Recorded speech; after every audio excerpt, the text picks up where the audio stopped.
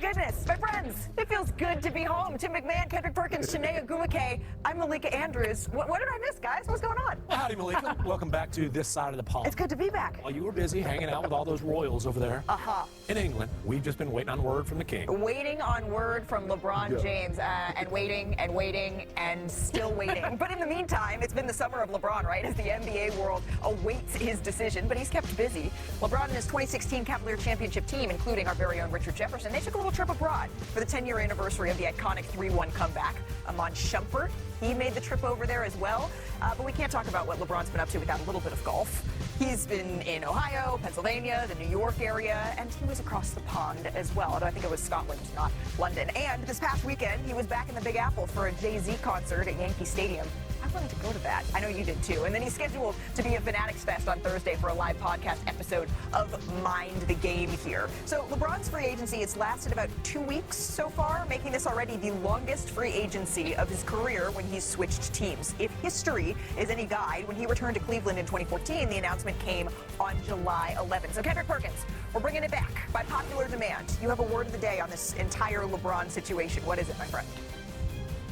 I do, Malika, and listen, I just realized that school is about to start again in about 3 weeks. Yeah. So Bron needs to hurry up. At this point, the word to describe what he's doing is grandstanding. Ooh. Grandstanding. I believe that he already knows where he wants to go, but the definition of grandstanding, the act or practice of behaving or performing in a showy way in an attempt to impress others. I believe that he already knows where he wants to go. I believe that LeBron James is in the moment where he wants to feel love. He's loving all the attention. He's loving the phone calls from all the different organizations that want him to come there. He's loving the phone calls from all the other stars and superstars around the league. And rightfully so, because guess what? If I was in his position, damn it, I would be grandstanding as well. But at some point, I want to go on vacation. At some point, I don't want to be on call from when LeBron James make his announcement. Damn it, hurry up.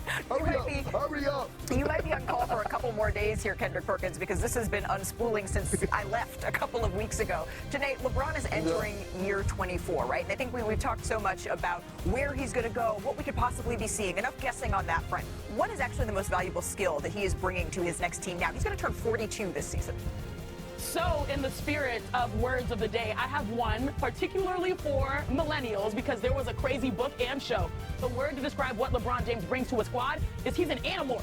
He's an anamorph, which means he can fit in with any type of basketball, he can fit in with any type of player because he has a skill set that continues to morph to what the team needs to be successful. We saw him last season with the Los Angeles Lakers. He morphed into one of the best, I can't believe we're saying this, third options based off of what we've seen historically in his career. Yeah. He was able to play alongside Luka Doncic and Austin Reeves seamlessly. But then in the same year, we saw what happened in Houston. I still have PTSD because he morphed back into a primary option and won them a playoff series just by the skin on his back and on his, chin. So when you think about LeBron James, he has every skill set, passing, basketball IQ, scoring. And so it's almost like that's why he has so many callers, because everyone knows they can use him, especially the championship pedigree. There's no reason to believe that at 42 years old, turning 42 in December, this man can't average 25 and 5 and be an all-star this season. Well, yeah, and I ain't got a fancy word because my IQ's not that high, but LeBron's is. You said it, not us. LeBron, look, he's still an amazing athlete, especially for his age, but his athleticism has waned a bit, as it tends to happen for guys in his 40s. Basketball IQ is still historically high. Wherever he goes, that team is going to get a massive boost of know-how, of smarts, of savvy. And that, to me, is the biggest thing that he's going to bring wherever he lands. This is a guy who's been in every situation, who's finished off a ton of playoff series, a ton of games. Whatever team gets him is going to get a whole lot smarter, as I've done, thanks to Perk and Shanae. Well, there you go. This is what happens when Stanford joins the show. Perk, but to both of these guys' point, right? When you're looking at LeBron James, last year he became an option off ball. He's able to be that second, that third. If you're looking at a team like, I don't know, the Philadelphia 76ers, maybe on any given night he's the second, third option, or he's the 1-2 option. Are you holding up a 4? I mean, there's a lot of folks who want the ball. Sure, exactly. So for Perk, where do you see that best skill fitting?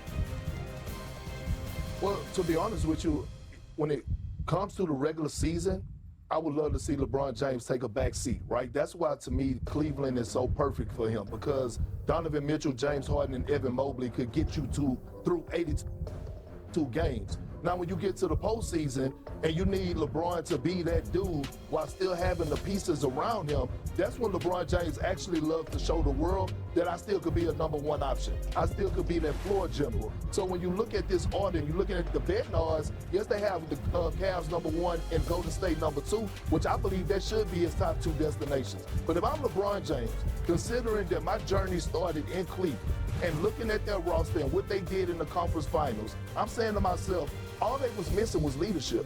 All they was missing was what Tim just said, the you know how, right? And LeBron James knows how to get it done. And so when you think about the positive impact that he can have on the mindset of a James Harden, Donovan Mitchell, especially Evan Mobley, we talk about bringing the dogs out of players. That's what Braun could bring to Cleveland. Well, but are there more? We've been waiting on this for a while. Are there more options, do you think, from your reporting today than there were when this started? Or is this happening because the list is getting more and more whittled down in terms of... I mean, the options are about 27 teams. It's been really 6 the whole time. I think it's down to 3. One of the 6, though, the Minnesota Timberwolves, that's the one where there's the cleanest fit. They've got a LeBron-sized hole at the 4 in their starting lineup at power forward. And so, again, that's the cleanest fit.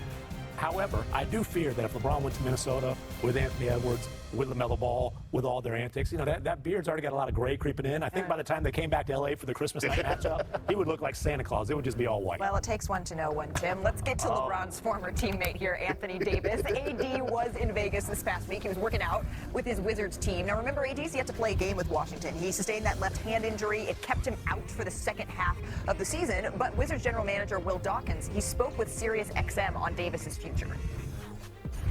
DC wants to be in DC. We're going to keep him there.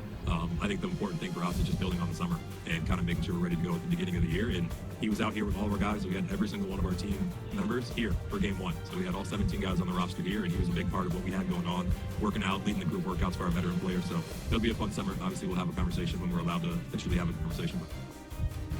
When they're allowed to potentially have a conversation. So he's not August 6th, right? That's when we're talking about an extension being eligible.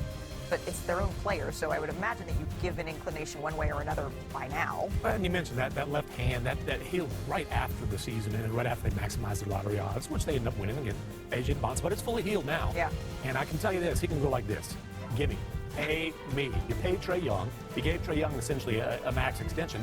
I just don't know how you look Rich Paul and Anthony Davis in the eye and say, hey, we want you to just hold on. Just wait. We're not ready to extend you. I don't think that conversation would go very well. Shanae, what's your reaction to this?